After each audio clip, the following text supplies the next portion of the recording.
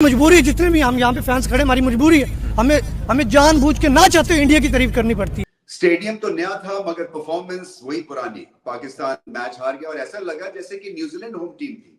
Players ज्यादा fitter दिखे, adjust बड़ा अच्छा किया उन्होंने कंडीशंस को सामने रखते हुए, रोल्स क्लियरली डिफाइंड थे, स्मार्ट सिलेक्शन थी, हर चीज ठीक की उन्होंने और टेम्पो मेंटेन किया बल्ले के साथ और क्रिसेंडो बिल्डअप हुआ एंड के 10 ओवर्स में और फिलिप्स ने फिर मेला लूट लिया। क्या लाजवाब सेंचुरी उन्होंने लगाई और फिर बैटिंग में पाकिस्तान के पास कुछ जवाब ही नहीं था और स्पिन के अगेंस्ट जो है ऐसा लगा जैसे कि मोमेंटम ब्रेक हो गया सारी बैटिंग लाइनअप का।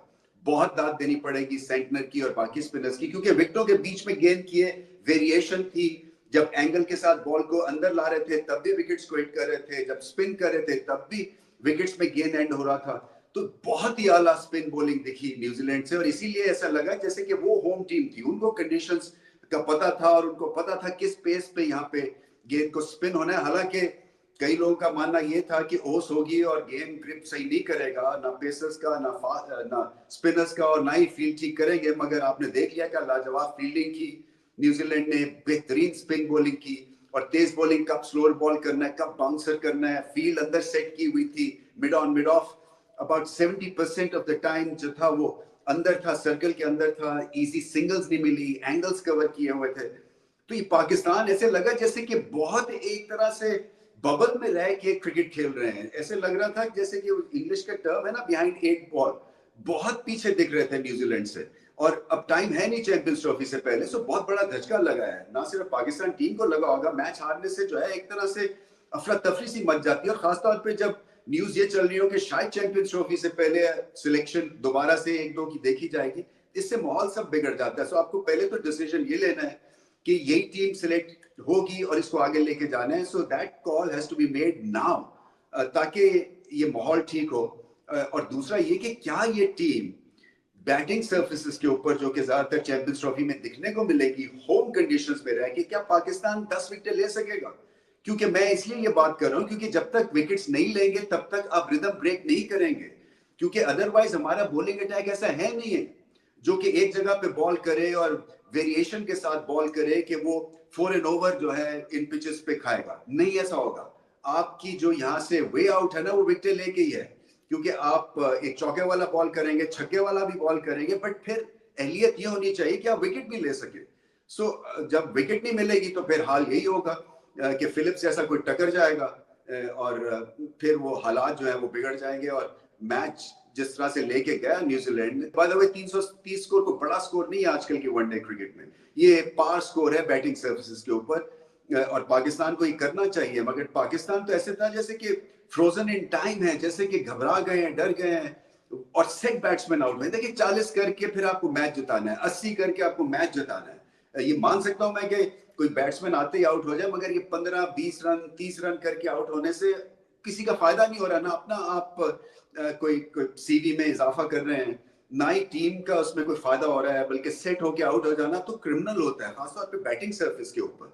सो विकेटें भी गिरी हैं, रिदम भी नहीं था बल्ले के साथ, बॉलिंग में जो हाल हुआ है आखिरी के 10 ओवर्स में वो सबने देख ही लिया है। स्पिन डिपार्टमेंट बहुत ही कमजोर दिख रहा है। पाकिस्तान को कुछ ना कुछ करना है, क्योंकि आपने अभी देखा इंग्लैंड और इंडिया की जो सीरीज हुई, चाहे T20 की देख लें या वनडे जो पहला जीता है भारत, क्या किया? बैटिंग सर्फेस बनाई उन्होंने। कोई डेड गस गेट टर्न नहीं हो रहा था बैटिंग सर्फेस के ऊपर।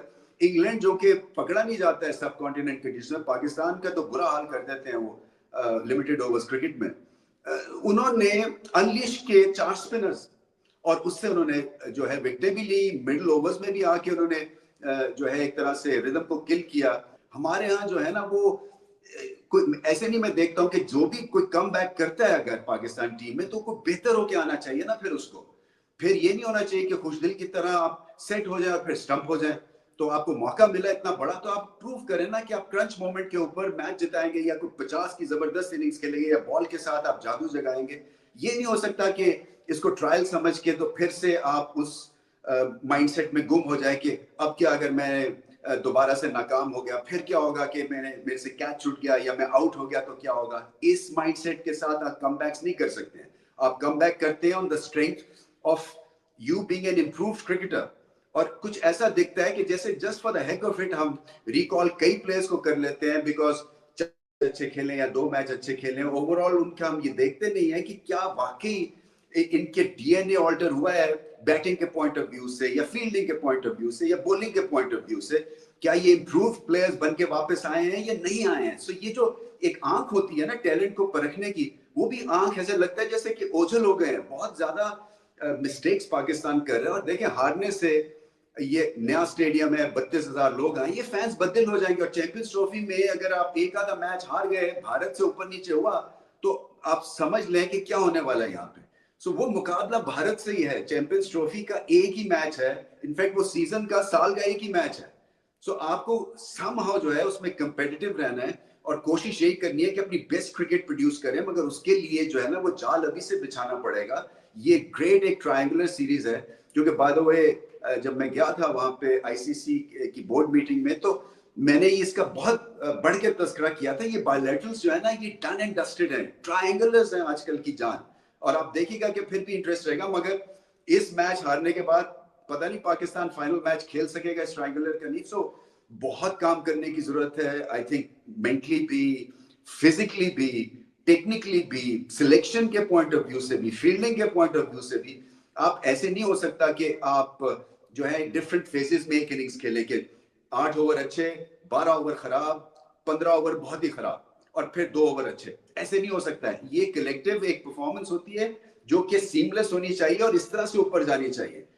मगर गलत टाइम के ऊपर स्लोअर बॉल, गलत टाइम के ऊपर बाउंसर, स्लोअर बॉल अभी तक हमें ठीक करने नहीं आते हैं। अगर आप फास्ट बॉलर हैं, कोई मूवमेंट ज्यादा नहीं मिलती है, पेस जो है वो इस तरह की है नहीं 145 क्लिक्स की कि चले आप अगर आपकी पेस इतनी है जो आपको बचा लेगी या 2-1 डॉट बॉल्स कर लेंगे। आई थिंक यॉर्कर का इस्तेमाल पाकिस्तानी बॉलर्स को ज्यादा करना है। स्लोअर बॉल्स आपने करके देख लिए, सारे तैयारी करके आए हैं। आजकल जो है वो इम्प्रोवाइजेशन बला की है। सो एक ऑर्डिनरी सा स्लोअर बॉल जो है वो वबाले जान बन सकता है।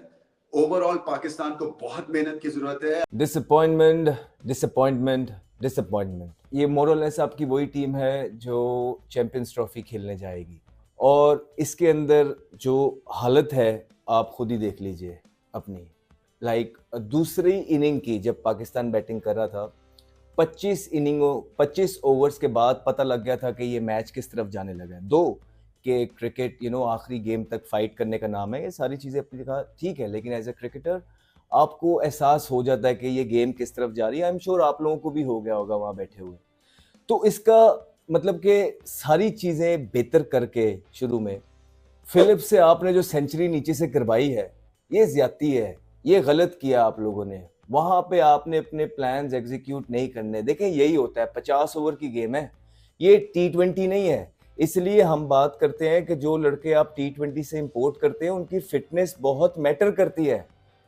आपके इब्रार पीछे खड़े होते हैं, उनकी थ्रो नहीं पहुंचती है, ठीक है। आपके दूसरे फील्डर भी हैं, एक नाम गालिबन मेरे ज़हन से उनका निकल रहा है, वो भी पीछे, कामरान गुलाम, उनकी भी जो है ना डीप से थ्रो नहीं पहुंचती है। और मतलब कितने एथलीट्स हैं ये आप देख सकते हैं। आज न्यूजीलैंड की बाकी सारी चीजें तो एक तरफ, आप फील्डिंग सिर्फ देखें, उनकी बॉडी लैंग्वेज देखें कि दे मीन बिजनेस। आपकी तरफ वो यूं रोकते हैं और भाग जाते हैं।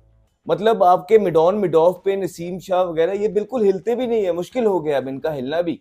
ये वो इजी सिंगल देते हैं आप यार, जिसकी वजह से एक मोमेंटम बिल्ड होता रहता है। आपने टाइम एंड टाइम अगेन, जिस तरह न्यूजीलैंड ने जो टॉस जीत के इस मैच के अंदर बारी ली है, अब उनको लगा बाय द लोग के फ्लैट पिच है, लेकिन 12-15 ओवर तक फास्ट बॉलर्स का बॉल भी मुश्किल हुआ, ठीक है। स्टॉप कर रहा था, नीचे भी रहे, स्पंजी बाउंस था, ठीक है। और स्पिनर का भी जो है ग्रिप कर रहा था जब पाकिस्तान बॉलिंग कर रहा था।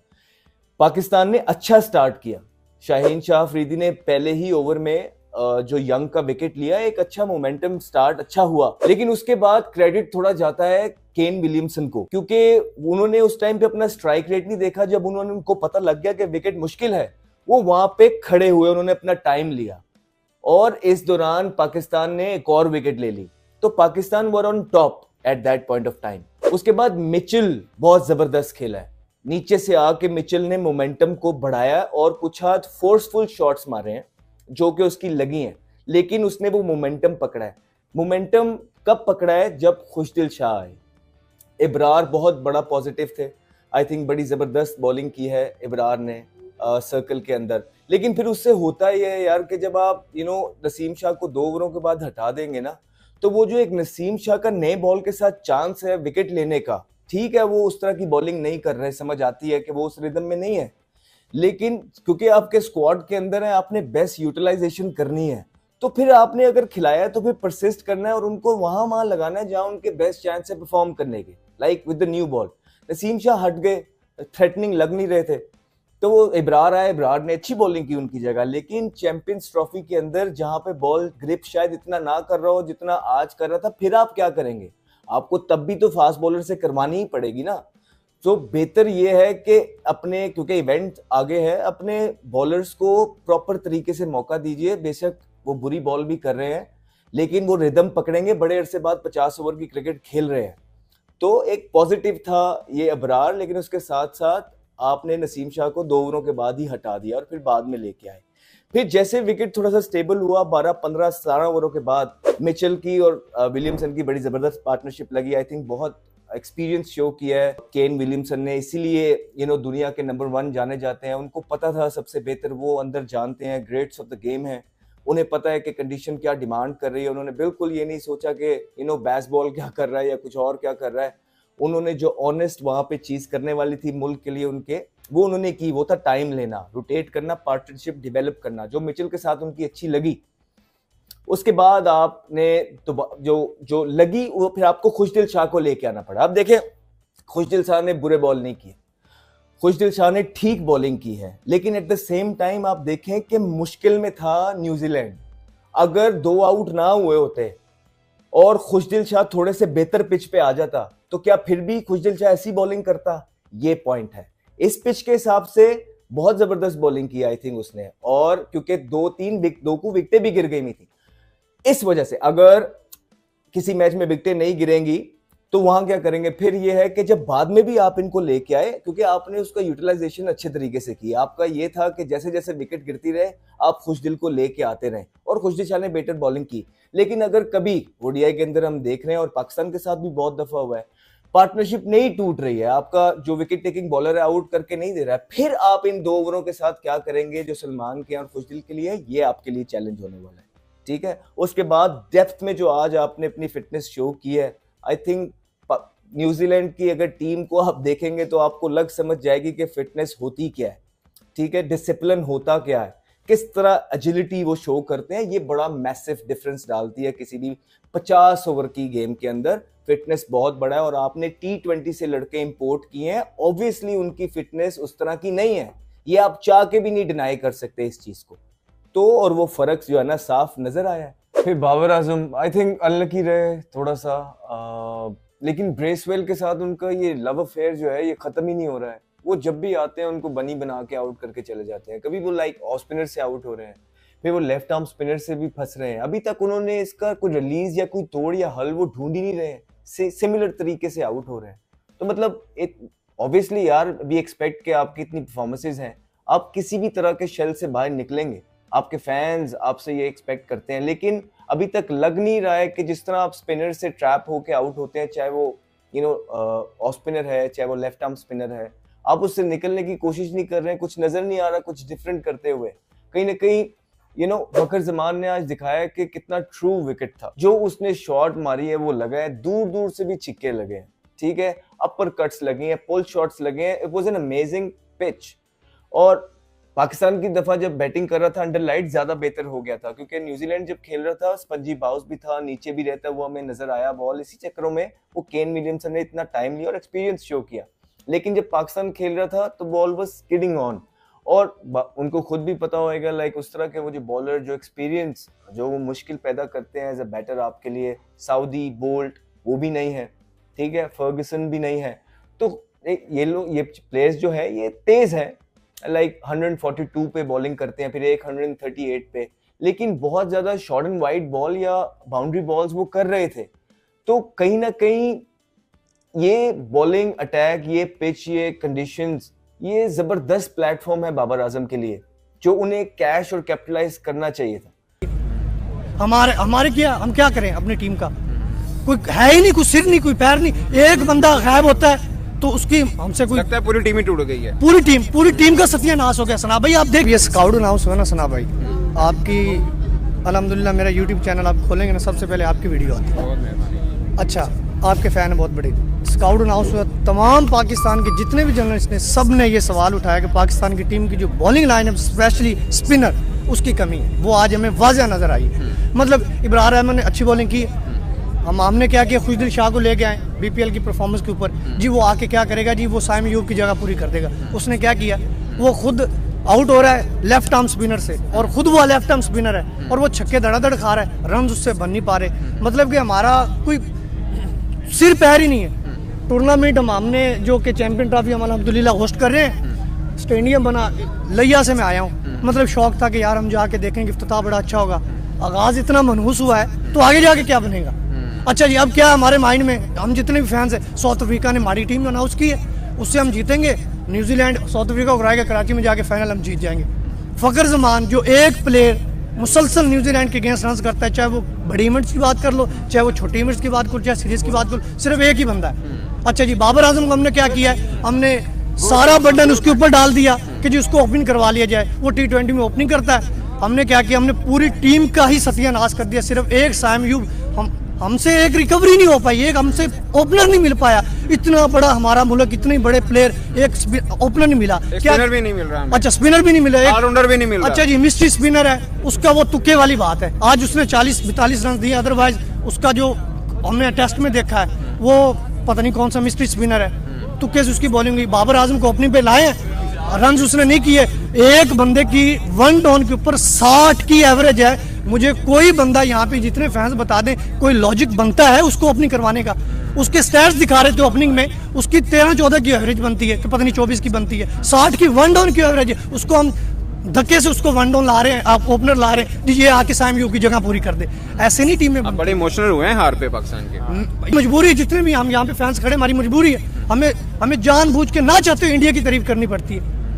हमारे क्या, हम क्या करें अपनी टीम का, कोई है ही नहीं, कोई सिर नहीं, कोई पैर नहीं। एक बंदा गायब होता है तो उसकी हमसे कोई, लगता है पूरी टीम ही टूट गई है। पूरी टीम का सत्यानाश हो गया। सना भाई आप देखें, किसी से कुछ हुआ ही नहीं। यही सेम सिचुएशन थी जहाँ पे तैयब ताहिर खेल रहा था, जहाँ पे सलमान अली आगा खेल रहा था। न्यूजीलैंड की सेम सिचुएशन थी। फिलिप्स ने आके कैसे मारा, शाहीन शाह अफरीदी की मैं बॉलिंग देख रहा था, बीपीएल में 145 148, अभी आएगा ये जो PSL आएगा, शाहीन को हम देखेंगे लाहौर कलंदर की तरफ से 150 से नीचे बॉल मार जाए तो बात रहेगी। इसका पिछला PSL उठा के देखें, इंटरनेशनल में आते हैं, इनकी स्पीड 130 से 35, उसकी बॉल ही एवरेज थी, पता ही नहीं चल रहा। शाहीन शाह अफरीदी है जिसको हम वसीम अकरम के साथ कंपेयर करते हैं। अस्सलाम वालेकुम, कैसे हैं आप सब? ठीक ठाक हैं, खुश होंगे। डेफिनेटली खुशी वाली बात है, पाकिस्तान में क्रिकेट हो रही है, टीमें आ रही हैं, चैंपियंस ट्रॉफी शुरू होने वाली है। उससे पहले ट्रायंगुलर सीरीज़ आपको पता है कि शुरू हो गई है लाहौर में, और फिर नया स्टेडियम बनाओ तो क्यों ना देखने का मज़ा आए। और इतना इजी नहीं था। बीइंग पाकिस्तानी हम लोग जितना अप्रिशिएट करें पाकिस्तान क्रिकेट बोर्ड को, चेयरमैन साहब को, उतना कम है उनकी टीम को, जिन्होंने दिन रात मेहनत करके एक एक बंदे ने जो काम किया है, 24 घंटे काम किया है, उन सबको अप्रिशिएट करना चाहिए, क्रेडिट देना चाहिए। ये वो काम कर दिखाया जो कोई सोच भी नहीं सकता था। 4 महीने में ऐसा स्टेडियम बना देना, अनबिलीवेबल। और मैं कहता हूँ कि दिन रात जो चेयरमैन साहब ने अपनी निगरानी में ये काम करवाया, क्रिकेट की तरफ ध्यान नहीं था उनका, सिर्फ ये जो एक चैलेंज एक्सेप्ट किया हुआ था ना, वो पूरा करना था सेक ऑफ पाकिस्तान की इज़्ज़त के लिए, पाकिस्तान के लिए ये बनाना बड़ा ज़रूरी था। जो ICC ने कहा था अपग्रेड करें स्टेडियम, दुनिया के इतने अपग्रेड हुए हैं, टॉप क्लास बने हुए हैं, तो हम लोग नहीं कर रहे थे। लेट आए हैं लेकिन आए दुरुस्त हैं। ये काम हमें 10 साल पहले कर लेना चाहिए था। अगर 10 साल पहले ऐसे चेयरमैन आ जाते तो शायद हमारे स्टेडियम अपग्रेड हो जाते।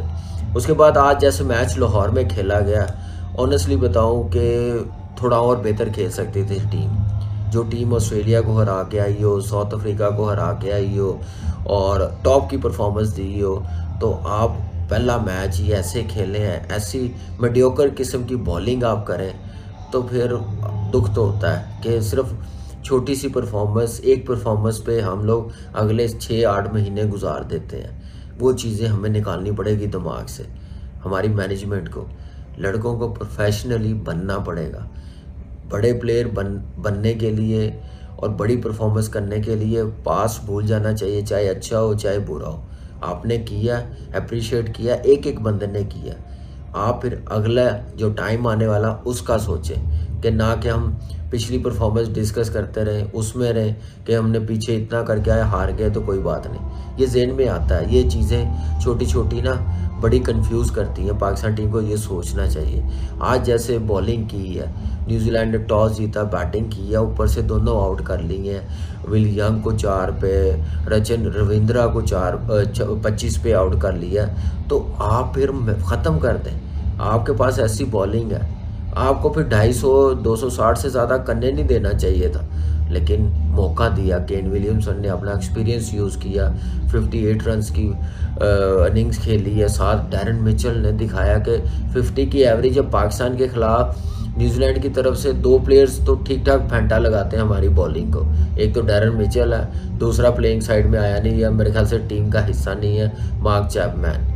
क्या कमाल के प्लेयर हैं और क्या फेंटा देते हैं पाकिस्तान में आके। आज डैरन मिचेल ने वही काम शुरू किया आके। आप देखें कि 89 बॉल तो खेला केन विलियमसन, कितनी देर बाद आया, ऑलमोस्ट कोई 400 दिन के बाद आके मैच वो खेला और उसने अपना इम्पैक्ट, अपनी क्लास दिखाई है। एक एंड संभालना, विकेट जैसी थी पाकिस्तान टीम पहले बैटिंग करती, मैं आपको डेफिनेटली कहता हूँ 210 220 पे पाकिस्तान टीम ने फारिग हो जाना था। वही हुआ जिसका डर था। और पिछले 2 से 3 दिनों से जो भी मैंने व्लॉग्स बनाए हैं उसमें मैंने इस चीज़ का जिक्र किया है कि भाई आप लोगों ने जो टीम पिक की है वो टीम आपने कोशिश की कि आप इनफॉर्म प्लेयर्स को डाल लो, हॉर्सेस फॉर कोर्सेस करके सैम अयूब के इंजर्ड होने की वजह से आपने काफ़ी चीज़ें तब्दील की। और मैंने तब भी कहा था भाई आपने ये जो टीम बनाई है it is consisted of good players, मगर इस टीम का कोई कॉम्बिनेशन नहीं बनता। जब मैं टीम बनाने बैठा भी था, मुझे एक बात बता दें कि भाई कोई भी दुनिया की टीम, ओडीआईज में स्पेशली, जेन्युइन ओपनर्स के बगैर कोई टीम बन सकती है यार। दुनिया जब आईसीसी के इवेंट्स खेलने आती है ना, तो 3 से 4 महीने पहले उनकी सारी पिक्चर्स क्लियर होती हैं कि यार हमने ना ये कॉम्बिनेशन के साथ जाना है। और आपने एकदम, बाबर आजम ने कभी ओडीआई क्रिकेट में ओपन नहीं किया, आपने वो करा दी। कामरान गुलाम ने आज तक इंटरनेशनल ओडीआईज में नंबर 3 पे नहीं खेला, आपने वो कर दिया। खुदा के लिए जिस कॉम्बिनेशन और फार्मूला के साथ आप पिछले 3 से 4 सीरीज जीत रहे थे, मैं मानता हूं कि सैम अयूब इंजर्ड हुए, आपको चीजें तब्दील करनी पड़ी, मगर आपको बहुत ज्यादा तब्दीली की सर जरूरत थी नहीं। आपको सिर्फ एक जेन्युइन ओपनर डालना था और एक चले खुशदिल टाइप का प्लेयर। मैं मानता हूं खुशदिल शाह इंटरनेशनल क्रिकेट में भी उस तरह परफॉर्मेंस नहीं दे पाए, लेकिन ये हॉर्सेस फॉर कोर्सेस वाली बात थी कि आपको 7वें नंबर पे इस तरह का प्लेयर चाहिए था जो बैट्समैन हो और साथ बॉलिंग करता हो। चले आपने खुशदिल शाह को डाल लिया, मगर आप एक जेन्युइन ओपनर डालते और एक खुशदिल शाह डालते और आपका वो कॉम्बिनेशन पूरा हो जाता। मुझे एक चीज पे इतनी हैरानगी हो रही है ना, न्यूजीलैंड एक 50 लाख आबादी वाला मुल्क है, उनको भी पता है कितने क्रिकेटर्स होंगे यार उधर, कितनी डोमेस्टिक की टीम होगी, उनको भी पता है कि भाई हम सब कॉन्टिनेंट पे खेलने जा रहे हैं। 4 स्पिनर्स ने बॉलिंग की उनकी तरफ से आज, और आपने सिर्फ एक जेन्युइन स्पिनर पूरे स्क्वाड में चैंपियंस ट्रॉफी का पिक किया है। इससे स्टूपिड डिसीजन मेरे ख्याल में हो नहीं सकता था कि यार एक स्पिनर आप पिक कर रहे हो, उससे भी आप 4 ओवर पावर प्ले में करवा लेते हो, आप मिडल में विकेटें नहीं लोगे तो आप कैसे जीतोगे। अभी तो हम दुआ करेंगे यार वो हारिस रऊफ को इंजरी हो गई है, अल्लाह करे वो चैंपियंस ट्रॉफी से पहले ठीक हो जाए। खुदा न खास्ता अगर वो ठीक ना हो पाए, क्यों तो ये मौजूदा जो बॉलिंग अटैक है ना सर, इसमें मिडल ओवर्स में विकेट लेने वाला कोई बॉलर ही नहीं है। मिडल में आप क्या करेंगे? आप भाई आपने साउथ अफ्रीका में, आपने ऑस्ट्रेलिया में ये स्ट्रेटेजी बनाई, बट वहां पे पिचेस इस तरह की थी, गेम्स इस तरह की हो रही थी कि गेम्स ही 35-40 ओवर में डिसाइड हो रही थी, तो आपको अपने पार्ट टाइमर्स की जरूरत नहीं पड़ती थी, आप अपने जेन्युइन बॉलरों से 40 ओवरों में ही गेम को बना लेते थे। मगर पाकिस्तान में भाईजान टीमों ने 50 ओवर के अंदर ऑल आउट नहीं होना।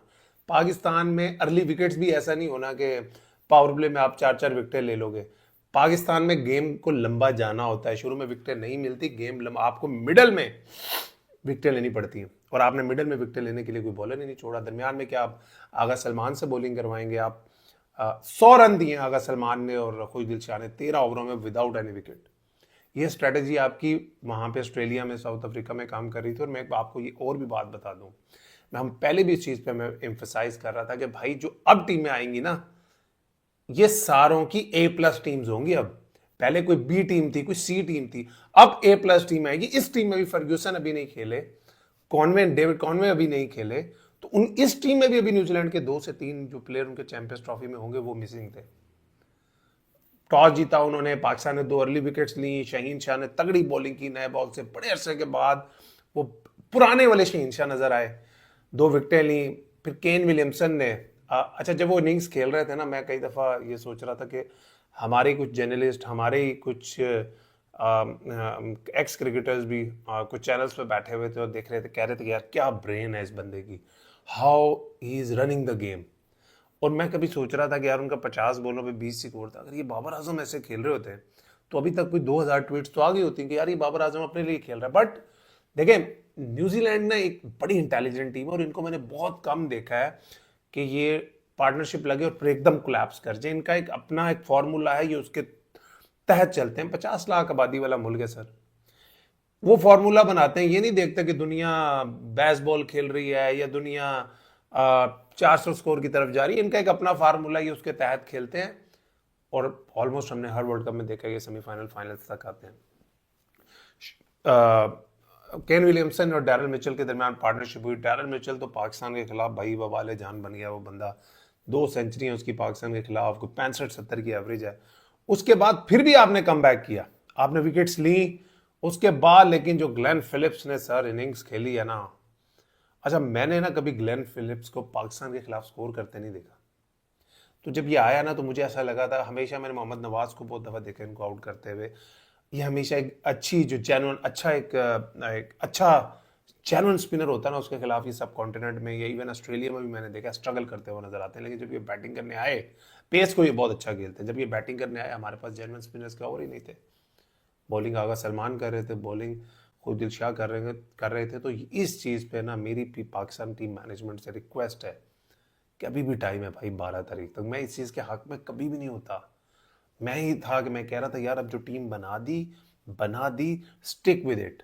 बट अगर आप कोई बहुत बड़ा ब्लंडर मार दें ना, कोई बहुत ही बड़ा ब्लंडर मार दें, उसको मान लेना और उसको रिएक्टिफाई करने में कोई बुराई नहीं होती। सर आपको एक जेन्युइन स्पिनर भी चाहिए, आपको एक ओपनिंग बैट्समैन भी चाहिए, वरना you have absolutely no chance in champions trophy. आप अपना जो आपका सबसे मेन प्लेयर अभी, अच्छा आज लोग पता क्या कहेंगे, और यार बाबर आजम तो 9वें-10वें ओवर में आउट हुए हैं तो वो ओपनिंग का तो कोई ताल्लुक नहीं है। मैं फिर एक बात बता रहा हूँ कि भाई मैं पूरी जिंदगी नंबर 3 पे खेलता रहा हूँ, मैंने ओपनिंग भी की है, but it's a totally different ball all together, एक डिफरेंट चीज है। Babar Azam is not used to it, he is good enough player. मैं ये भी नहीं कह रहा कि वो कर ही नहीं सकते, ही is good enough player, world class player, वो ओपनिंग पे आके भी कर देंगे रन। बट आप इतने बड़े टूर्नामेंट में यार क्यों ले रहे हो चांस? उसकी वजह से आपका इमरान गुलाम को 3 पे ले आया, भाई उसने 5-6 नंबर पे परफॉर्म किया। साउथ अफ्रीका में आप उसको 3 नंबर पे ले आए। स्पिनर के खिलाफ आपके पास खेलने के लिए बैट्समैन नहीं है, स्पिनर आपने टीम में डाले नहीं है। अगर आपने सऊद शकील को स्क्वाड में डाला था इस तरह की पिचें, भाई फिर उसको अगर यहाँ नहीं खिलाना, मेरे ख्याल में पाकिस्तान को ना, अगर तो पाकिस्तान स्क्वाड चेंज नहीं करता तो मुझे ऐसा लगता है पाकिस्तान को ना सऊद शकील और फखर जमान से सोचना चाहिए, ऑनेस्टली सोचना चाहिए। देखें बाबर आजम आपका प्रीमियर बैट्समैन है, मैं बड़े दिनों से कह रहा हूं अगर बाबर आजम ने चैंपियंस ट्रॉफी में रन ना किए, you don't have any chance. Tayyab Tahir बहुत अच्छे लगे मुझे खेलते हुए, उन पे मैंने हमेशा एम्फसाइज किया कि इन कंडीशंस में ना जिस तरह का स्पिन हो रहा था, उनसे तगड़ा प्लेयर स्पिनर्स के अगेंस्ट पाकिस्तान में कोई भी नहीं। और आज आपने देखा होगा स्पिनर्स के अगेंस्ट वो बहुत कंफर्टेबल लग रहे थे, एक अच्छा मिडल हुआ शॉट, एक बहुत अच्छा कैच, अनलकी रहे। लेकिन मुझे आज लग रहा था कि जिस तरह की वो डोमेस्टिक में अनबिलीवेबल इनिंग्स मैंने देखी है ना उनकी, शायद आज देखने को मिले। और मुझे ऐसा लगता है पाकिस्तान को ना कहीं देखना चाहिए उनको 4 नंबर पे खिलाने के लिए। मोहम्मद रिजवान को थोड़ा सा सेक्रीफाइस करना चाहिए। 5 नंबर पे अगर आ जाएं सऊद शकील और फखर अगर ओपन कर लें, बाबर 3 पे आ जाएं, 4 पे अगर तैयब ताहिर आ जाते हैं, 5 पे अगर रिजवान आ जाते हैं, 6 पे आगा आ जाते हैं, 7 पे ओबियसली आपको खुशदिल शाह को आपने खिलाना ही खिलाना है, आपको उनको कॉन्फिडेंस देना है। अब आपने पिक कर लिया। मेरी अपनी पूरी पाकिस्तान के जो शायकीन हैं, हमारे जो एक्स क्रिकेटर हैं, जो मीडिया है, उनसे एक रिक्वेस्ट है, मुझे पता है आपको खुशदिल शाह से, आपको फ़हीम अशरफ से बहुत प्रॉब्लम हो रही है कि ये क्यों पिक हो गए। Please don't do that. अब वो पिक हो गए, इन्हीं प्लेयरों ने चैंपियंस ट्रॉफी खेलनी है। और खुशदिल शाह ने तो मोस्ट प्रोबेबली जिस फार्मूले से पाकिस्तान क्रिकेट खेल रहा है, उन्होंने खेलने हैं सारे मैच। शायद हो सकता है एक आधा इंडिया के खिलाफ पाकिस्तान सोच ले फ़हीम अशरफ के साथ जाने का, बट अगर तो वो स्क्वाड में है ना, तो भाई प्लीज़ क्रिटिसाइज नहीं करना ज़्यादा।